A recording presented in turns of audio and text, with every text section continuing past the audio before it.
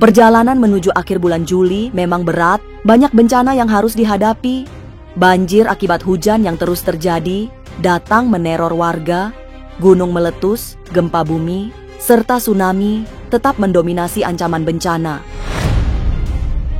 Tapi benarkah akan datang wabah penyakit mematikan? Lantas apa yang harus dilakukan? Masa depan memang misterius dan penuh tanda tanya. Tak usah menerka-nerka, karena was-was akan menerawang kehidupan selebriti, serta mengungkap asmara, karir, dan peruntungan.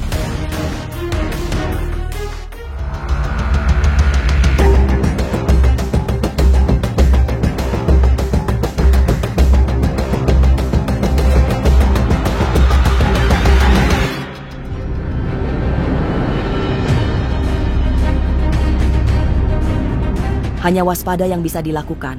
Tidak banyak yang dapat diperbuat menghadapi banyak ancaman bencana alam.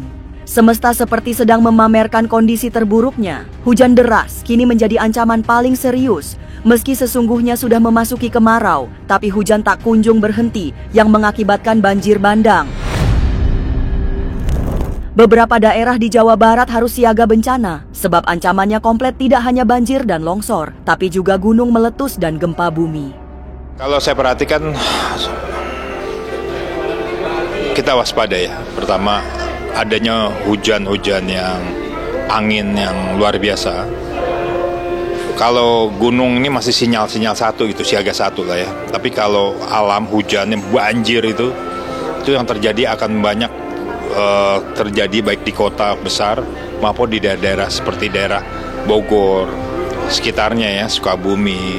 Bahkan yang kasihan tuh daerah-daerah pinggirannya seperti Cianjur, gempanya juga kan kayak langganan gitu kan. Lihat pesisir juga gitu, tsunami-tsunami kecil juga akan berjalan. Yang kita waspadai adalah gunung-gunung yang kira-kira yang merasa tidak aktif jadi aktif. Tidak hanya alam yang menunjukkan kemurkaannya. Setelah melewati pertengahan tahun, akan ada penyakit yang penyebarannya lewat udara. Penyakit yang mirip COVID itu menyerang pernafasan, tapi ancamannya jauh lebih berbahaya. Saya agak lebih cenderung ya, untuk di akhir tahun itu ada bencana kayak semacam virus ya. Mungkin COVID kedua, tapi memasukinya lebih serem dibanding COVID dulu. Jadi bukan kita menakuti ya, kita kan meminta kepada Allah Subhanahu Wa Taala, Tuhan Yang Maha Esa ini untuk dilindungi. Tetapi kita tidak bisa melepas daripada keputusan-keputusan Tuhan. Adanya suatu gejala di kemudian hari nanti itu adanya suatu bencana kesehatan, khususnya kayak COVID, yang tapi lebih mematikan. Dan ini harus diantisipasi oleh kita sekarang. Bagaimana kehidupan sehat, mental yang sehat. Lalu bagaimana terjadi apabila terjadi kayak semacam kemarin. Terjadinya COVID itu kan banyak sekali ya dampak yang kita nggak bisa berhubungan. Nah nanti ada virus yang mematikan dan virus ini lewatnya udara juga. Lebih banyak lagi dan bahkan sifatnya mendadak deh. Kerawanan sosial ternyata juga menjadi momok menakutkan. Jika tidak diatasi dengan baik akan sangat berbahaya. Pemerintah harus bertindak secara bijak. Nah ini harus ada peran pemerintah, kehadiran negara untuk memberikan suatu solusi. Karena kalau tidak akan berdampak implikasi secara ekonomi, politik, sosial, dan kebudayaan. Artinya bahwa apa sih ada efek dominonya. Nah kenapa demikian? Karena harus kita mengevaluasi juga bahwa kondisi-kondisi yang sekarang ini diakibatkan karena permasalahan-permasalahan yang sebelumnya lalu yang terjadi masalahnya. Kondisi politik yang memanas semakin kompleks dengan hadirnya krisis ekonomi. Dampak krisis memang sangat menakutkan karena bisa memberi banyak bencana sosial. Salah satu yang sudah terjadi adalah ledakan pengangguran akibat badai pemutusan hubungan kerja. Kalau kita perhatikan banyak sekali memang PHK di mana-mana. Dan ini tidak terlepas dari secara ekonomi makro. Artinya dari pihak kita lihat dari oscilasi di luar negeri pun banyak terjadi dengan kondisi ekonomi yang kurang baik ya. banyaknya juga terjadinya. Ada beberapa negara yang perang, akhirnya terdampak juga dengan adanya peraturan-peraturan dari suatu negara, khususnya Amerika, membuat daya ekspor kita juga terhambat. Lalu juga banyak regulasi yang memang menurut saya yang tidak bersinkron.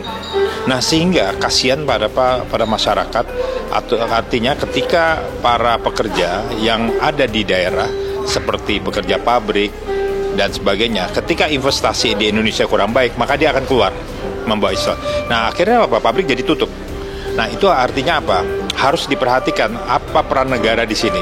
Kalau saya mau prediksi akan lebih banyak PHK sekarang. Besar sekali PHK. Kalau di Indonesia tidak ada perang, yang ada yang kita mungkin waspadai terhadap mungkin para masyarakat yang tidak mendukung dengan politik pemerintah sekarang, sehingga membuat fraksi-fraksi. Fraksi-fraksi ini dibangun untuk memprovokasi masyarakat. Tetapi kita harus tahu bahwa bukan memprovokasi saja. Ketika memang pemerintah ini atau kehadiran negara ini tidak memihak pada masyarakat, maka hukum alam akan terjadi. Banyaknya bencana alam memicu diri untuk selalu hati-hati. Merawat hubungan dengan semesta juga harus dilakukan. Tujuannya untuk menciptakan harmoni. Sementara itu, hubungan antar manusia juga sangat penting untuk terus terjalin. Siap standby artinya siap mental, dan kita siap juga bagaimana kita mengeksplorasi diri kita untuk bagaimana bisa berhubungan dengan alam yang baik, berhubungan dengan manusia yang baik. Itu yang paling penting. Dan jangan sampai terjadi adanya konflik-konflik yang sifatnya tadi, yang konflik yang sifatnya membuat alam itu marah. Kita lihat sendiri bahwa sebenarnya di daerah ini kan kondisinya juga lebih memperhatikan. Tidak ada harapan, kadang-kadang melihat, kalau aku selesai sekolah nih kerja di mana? Pengen mengangan ya, punya suatu angan-angan, kerja di kota. Sedangkan kota terjadi seperti ini. Badai PHK memang menakutkan karena kehilangan pekerjaan sama halnya kehabisan pengharapan. Terjadinya lonjakan pengangguran juga membahayakan karena bisa memicu maraknya kejahatan. Nah, kita harus tahu hukum ekonomi. Ketika banyaknya manusia, lalu pendapatan pekerjaannya tidak ada, maka yang terjadi apa? Pengangguran. Kalau pengangguran banyak, maka terjadinya apa? Kejahatan. Ini yang harus diperhatikan. Kriminalitas Makin banyak. Tapi benarkah unsur kerak bumi yang bergeser menyebabkan banyak bencana? Jangan lupa saksikan Was-Was setiap Senin, Rabu, dan Sabtu. Jangan lupa komen, like, and subscribe. Saya Uya Kuya, penonton Was-Was.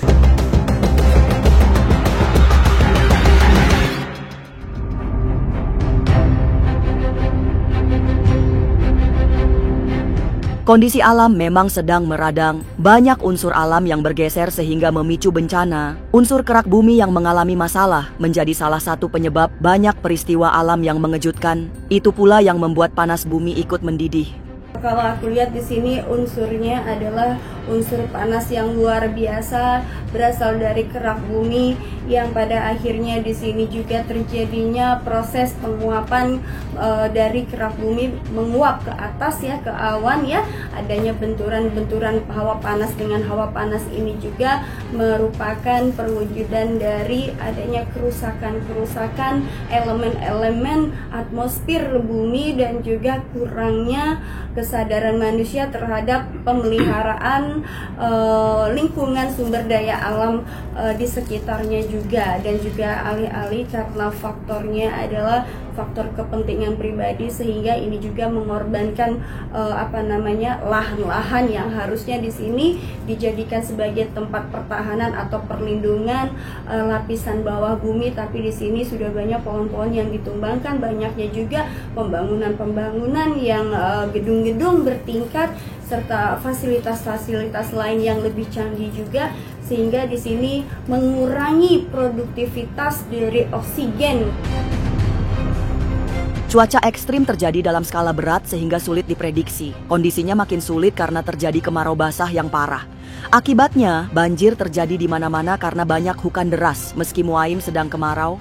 Kemarau basah adalah kemarau yang disebabkan adanya penguapan, ataupun kalau kita lihat di sini adanya air ya, adanya penyerapan air yang luar biasa dan kemudian disertai dengan panas, sehingga ini akan membuat udara menguap ataupun lembab ya, dan tidak bisa diprediksikan bahwa kemarau ini akan mengakibatkan banjir ataupun mengakibatkan panas. Yang jelas cuaca akan sangat berubah-ubah, dari panas kemudian tiba-tiba akan berubah menjadi hujan lebat dan juga menyebabkan beberapa kebanjiran di berbagai macam daerah.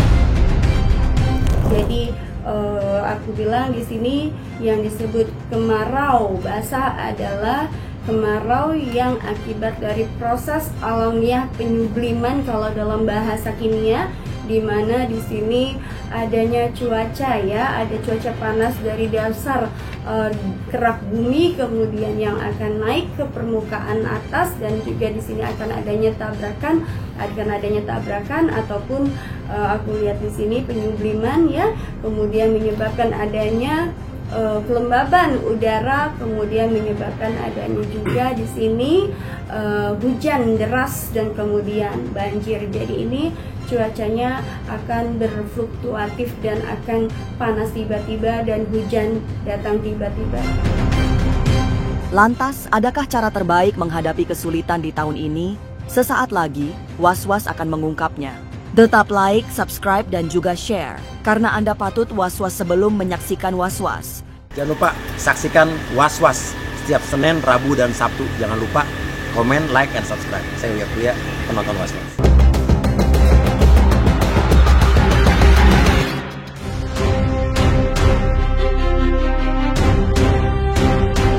Alam memang tidak sedang ramah, banyak peristiwa menakuti yang terjadi. Cara menghadapinya adalah tenang dan tetap asa dalam hidup. Merawat harmoni adalah keharisan, tidak hanya dengan sesama, tapi juga alam semesta.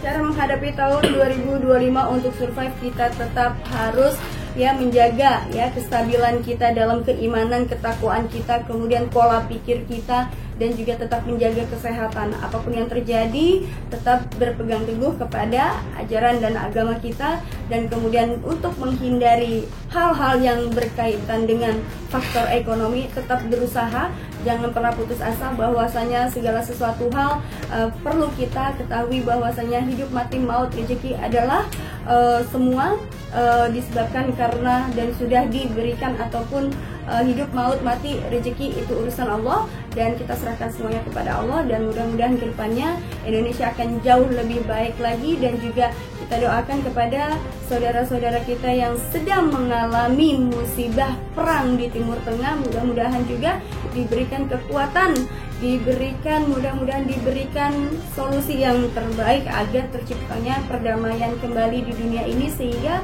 akan adanya penghijauan bagi bumi kita dan tidak akan adanya kehancuran bagi bumi kita tercinta.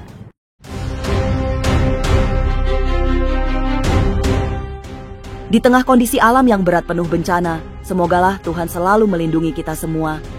Pemirsa, saksikan terus Was-Was yang akan meneropong kehidupan para selebriti, tentunya hanya di channel YouTube ini. Tetap like, subscribe, dan juga share, karena Anda patut was-was sebelum menyaksikan Was-Was.